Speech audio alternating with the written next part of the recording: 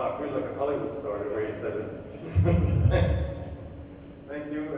Good afternoon, everyone. Sorry to keep you from the rest of the day. I'm sure everybody wants to go home. And I wanted to bring to you the story of Consistel, which is, it began in 1996. And this was when the company was, I particularly came to Singapore myself in 1991, and at that time I was working for Motorola and then followed by Nortel. And when I joined Northern Telecom in 1994, we had a very large contract for Singtel. And in that contract, we had to do indoor coverage. So it goes back more than 20 years. And at that time, there was not even internet. So we had to sort of find how to do wireless coverage inside buildings through phone calls and fax, and some emails going around, so internal emails. So I found two companies that had done indoor wireless coverage systems for Pentagon, and I invited them to Singapore to deliver it into the commercial world. And when we did that, we realized there's a niche market for indoor coverage, and this is when the data doesn't even exist. There is no PDAs, and phones are by ears, they're not by eyes. We don't have a PDA. So they came down and they trained my staff engineers to how to do wireless for indoor. And we did the tunnels in MRT at that time. We did the CT tunnel and about 50 buildings, which was include the Changi Airport, Suntec City, this building actually, and so on. So learning through that, we were like, okay, we're onto something because it seems like there's going to be more and more indoor requirements for the whole industry. So that's when I left Nortel and I started MSI Mobile Systems International. And that company, we focused on indoor coverage in Asia, but in UK, it was a software company for macro network planning. Consequently, we sold that company to Marconi for $1 billion. And we also developed some assets by bidding for licenses in Africa, which we sold that to Vodafone Kuwait for $3.4 billion. But in 2002 is when I initiated a management buyout, a leverage buyout, and brought the company out, and that MSI company from Marconi became Consistel. So the story of the company has gone through selling and buying, but that's, in 2002 is when the company became headquartered in Singapore. So it's a very much a Singaporean story. And we put our efforts into becoming a global and a step ahead of competition through many industries, and actually we are a pioneer market leader and the founder of this industry for indoor coverage. And this is before even Cisco existed. And so the software development has been quite a challenge for us because Asia is not known for developing software. I mean, if you think about it, software is alphabets. Alphabets is something that the West is very good in selling from West to East. And if you think about books, software, all those are mostly written in the West and sold to the East. Even in countries like India, which are software powerhouses, do very little software selling in the form of licenses worldwide. In Asia as a whole, doesn't sell software worldwide. It's sort of a B2B and so on. So we want to promote a lot of software development in Asia that the rest of the world would buy, and not just licensed out of Silicon Valley or UK. So we have taken our business, which was very much a system integration business, and we have converted that to automated software in the form of an enterprise solution, and created a breeding ground for research and development in Singapore. And IDA actually, with conjunction with MDA, has given us a grant, which we consumed already. So we spent about $14 million in developing this software, which is called HDH264. And HDH264 can plan and digitize every building in the world in a form of figuring out where any wireless transmitting point. And I'll point out to two of them in this room that I found. There's one right here. There's an antenna for mobile right there on the ceiling. You see that green light? And there's one right there, which is for Wi-Fi. Okay? There's another one there that I found, which is, I have no idea why they put it there, but it's for Wi-Fi also. It's right next to the wall, which our software would never put it there. So you can see things are done very manually and incorrectly and inefficiently worldwide. Even lights in every office, in every shopping mall, are done without thinking. You know, some electrician claims that, oh, they just put some lights in. Or it's just go in a linear line, where the world thinks about how to make the energy the human being very energy efficient. So we come up with all the production of how to produce energy efficiently, but then we waste it. And we don't come up with less number of lights, which will have the same luminosity for us at this level. So we need a software that predicts on the result point of view, how much transmitting do you need? Transmission of light, transmission of signal, or even speakers or fire sprinklers. They all have a footprint. So Atrium is able to do that because it digitizes the buildings and it comes up with automatic points of energy transmission.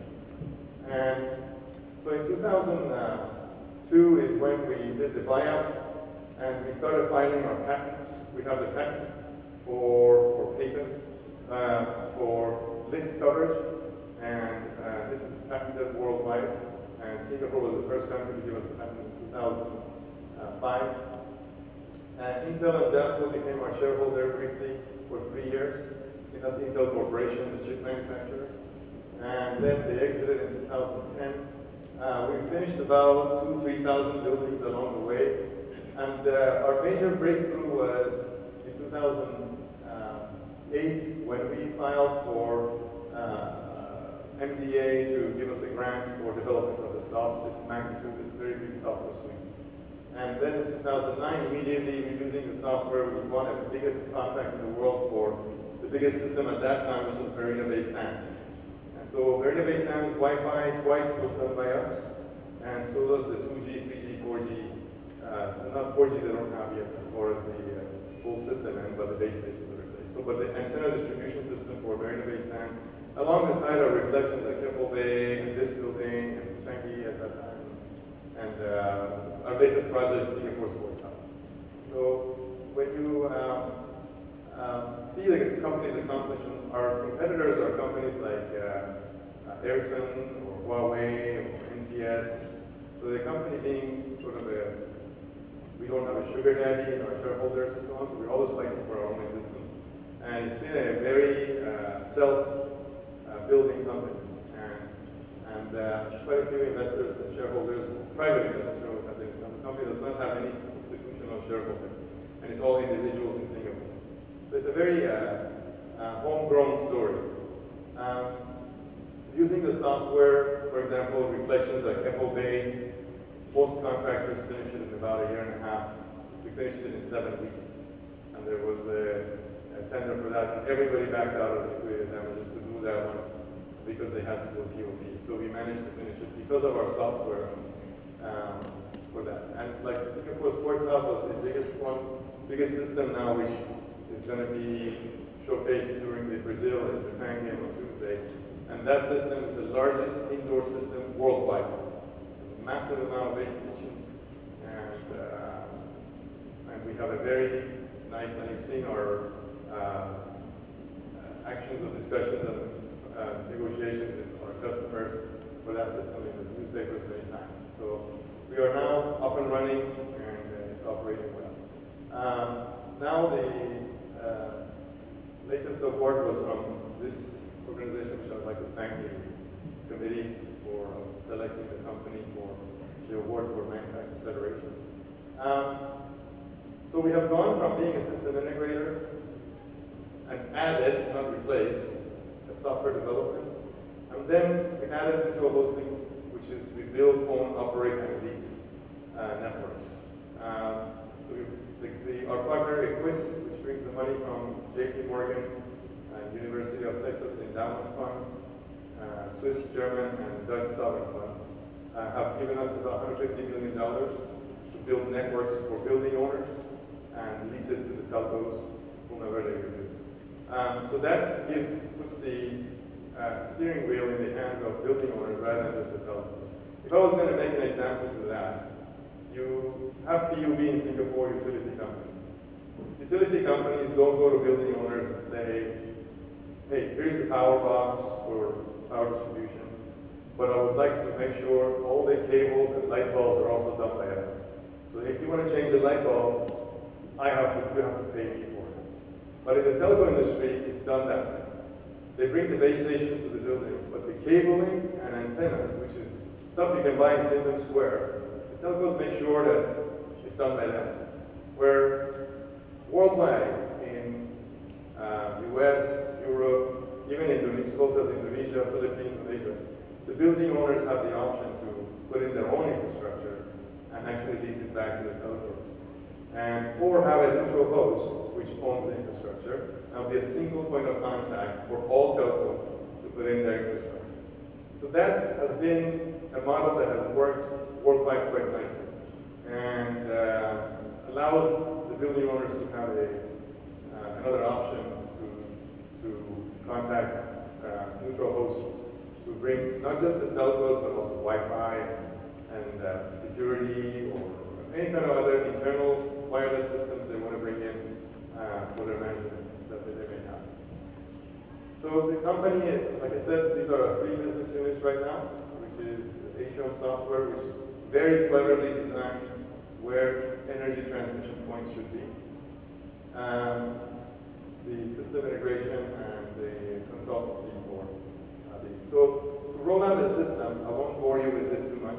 It's basically the primary proposals as to like how to design, how to come up with the field knowledge, and this takes a lot of time. So without a software, they have to go survey, test, transmit, all that per point, and maybe get it wrong like that one.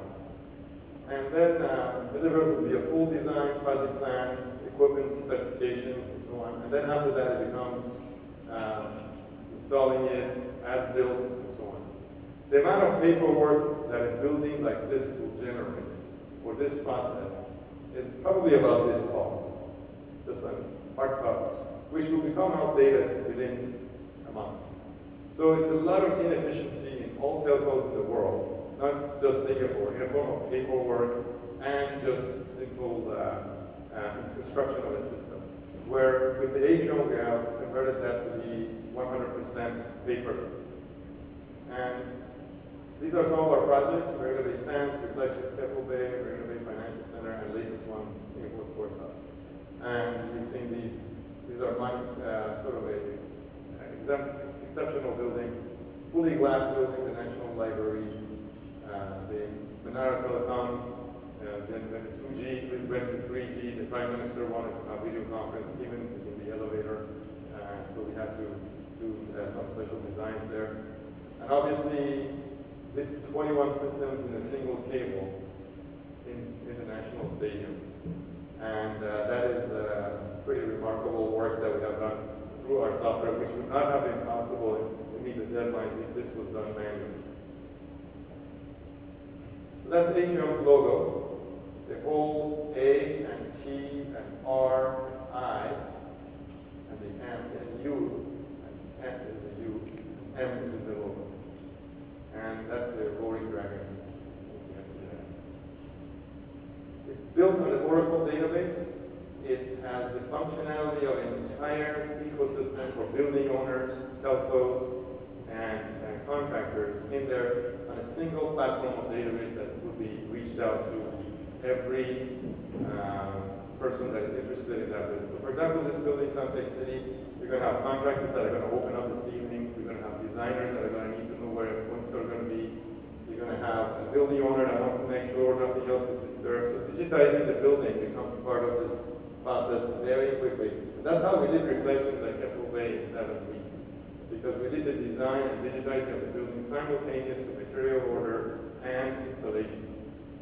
Anytime there was an alteration of design, the software will automatically adjust the bill of quantity and the performance criteria because it's feeding from the same database in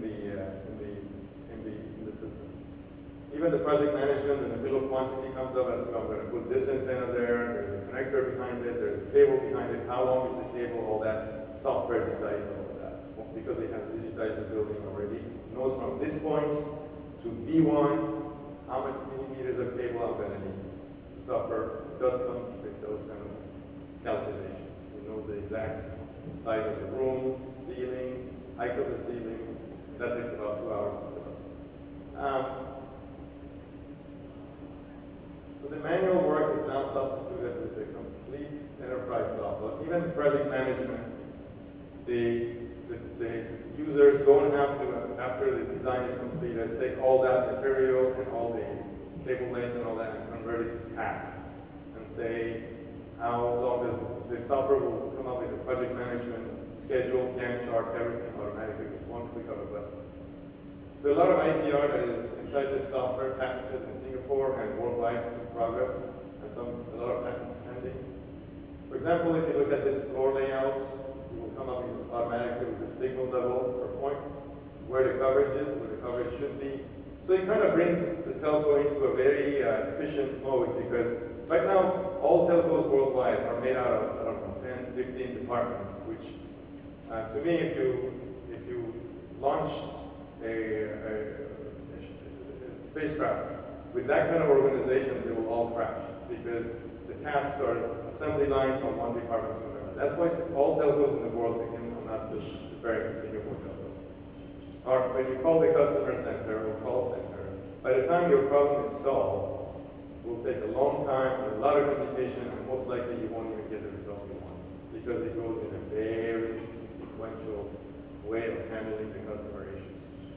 And what if this was available to the call center right there and say, here, I can see your problem, and the call center became an engineer and handled the issues right there in front of you while you're on the phone. Okay, I will add an antenna here, I'll issue the antenna order, and go ahead. And your problem will be solved by Tuesday. So that's the kind of things Atrium can do for telcos in the world. To put the total database of all that infrastructure they have, not in hard copies, but in the hands of their employees, that they can action. This is some of the buildings we have done. Very simple coverage predictions, so it doesn't become like, let's install it and let's go and test, let's do test measurements before and let's do afterwards the analysis. This turned out to be, at the beginning we had some discrepancies when we were testing the software, and we thought there's bugs in the software. And time after time, over the past 4 years we've been testing the software, it has been proven to us, actually the problem is the test equipment not being calibrated, not the software calculating it incorrectly, or the human error. The guy walked too fast, he was tired, the battery ran out of his test equipment, he put it down. So time after time, human error has been the problem, not the software. And we can predict exactly what the performance of the network is going to be before it happens, before it's even installed. In case of Sports Hub, we submitted our plans for the design for the Sports Hub before they tore down the old stadium. So the system plans went in for the entire infrastructure with the building infrastructure plans to the authorities. This is the Singapore Sports Hub. Obviously, you can see the coverage levels. Very, very, very well covered. This is done on the software. This is not manual. This is not a PowerPoint. This is predictions. Okay. Multiple organizations in a telco can access the same server, so do the external parties. The customer, for example, the operator, or the contractor, which gets his tasks daily for network rollout. This is the value proposition by the software. The main points that I like the most is this digitization of the building. You compare that to the GPS industry. If I gave any of you a GPS for $20, and I took the map data out and said, $20 this GPS, and you cannot have the map data, it would be useless to you. You wouldn't even buy it. So the data is worth more than the actual device. When you do digital buildings, you actually come up with a database of information that's useful to a lot of people. Contractors, plumbers, electricians, telco developers, building owner, so he knows exactly what he has up there or down here. And that's what Atrium can do, is digitizing the buildings inside and putting it on one single database. Processes like, and this is a new model we're proposing, which we go to building owners, and already we have a customer in London. Thistle Hotel is our customer, and we design their buildings and digitize their hotels. The Royal Horse, the Grosvenor Hotel, the tent, digitized in Singapore, designed in Singapore, and we just send them the design plans from Singapore. We don't even go to the UK. So this enables us to do system planning, system design without even traveling there. Now that gives us the accuracy of about 95%. So if you want to bring the accuracy to 99%, it does require a trip, which you would need to know the exact wall thicknesses, which the software needs to make sure that it's using the right model for more accuracy. So 95% accuracy, 99% accuracy is much better than if it was done manually, which would take months and several visits. And that's the Thistle Hotel group that we are doing it from Singapore for system design. So this is basically going along the encouragements by the government in Singapore about 7 white-collar services worldwide, and which is what we're doing. And our talents, our expertise, our intellectual properties is sold from Singapore to the world because of this software. It becomes a software as a service model as well. So they're hosting their data here in Singapore. We're hoping to grow that, so that way we have, the ambition is to have every building in the world digitized on servers.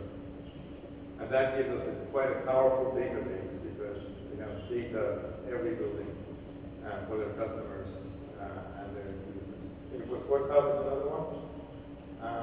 So in this model, as I mentioned to you, we are the host, we are the owner of the network, and our subscribers, our users, or customers lease the network from us or host the network in our systems.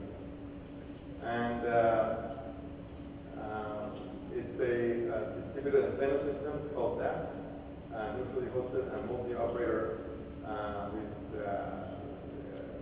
system at this point. That's the ecosystem that we have, and all the operators that are sitting in our network. We have a license from the building owner, which is Singapore Sports Hub, for 21 years, exclusively to do all their systems for wireless. So that way, we became able to offer that access to all our customers. So it's a win-win-win scenario because the telco can spend its time satisfying its customers and reaching into customer satisfaction. Doesn't have to work on building networks everywhere. You can say, my job is basically make sure I'm providing quality air service. And they can spend their time on how to satisfy the users rather than buying cables, buying antennas, buying systems, and constantly working on project management. I really believe that telco should be spending most of its time in marketing and customer satisfaction rather than rolling out. That all can be outsourced with good data management, which the software produces. So it's also useful for the building owners. They deal with just one entity, not with multiple operators. And it's also good for us because we have a network which is one infrastructure and leased to multiple tenants. It's as if you have an apartment and you have multiple tenants living in that apartment. So it's got a very good business model for everybody. All right, so the system is designed right now in Sports Hub for 52 sectors. To compare that in London is about 12 sectors for the Olympic Stadium. So in Singapore it's 52 sectors, about 23 spectators per sector, 2,300 as far as traffic. So that gives quite a bit of traffic allowance to the users. Challenging project, but it was completed on time for all these buildings.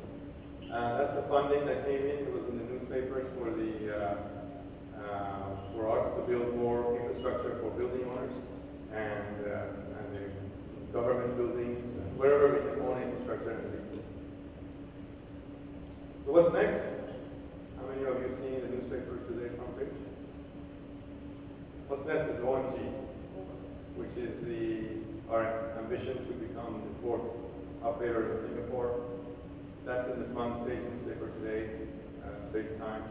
So we're making a bid to become the 4th operator in Singapore, utilizing our software to start a telco from scratch without any legacy, with using a software like this to paperless and all that. So we're building the consortium now and hoping to put not the 4th telco in Singapore, but the first telco in the world in place with a completely different organization chart and completely different tool set that will make it a very, very customer-centric telco.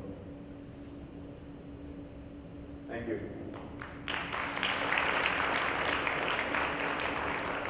Thank you.